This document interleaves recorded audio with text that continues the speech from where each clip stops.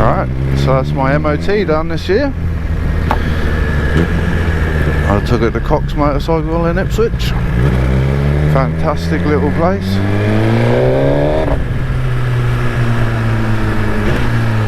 Can't fault the guy, he fitted it in very short notice because Allwells couldn't. So I had about, well, my MOT ran out on the 14th and then Allwells couldn't MOT it till the 22nd, and I just phoned up Cox's and they was like, yeah, bring it down Wednesday. I think this was on Monday, and all sorted. Booked it in for 8 in, half 8 in the morning, 9 in the morning, and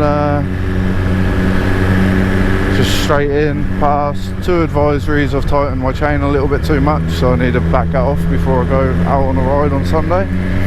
And the noisy exhaust, which I'm going to get every year because I won't put the baffle back in. But Cox Motorcycles Ipswich, just down on the one-way system. Can't actually remember what the road's actually called. Maybe if I think about it, I'll add it in here somewhere. Fantastic guy, always been useful. I remember coming down here when I was 16 with my moped for a new throttle cable.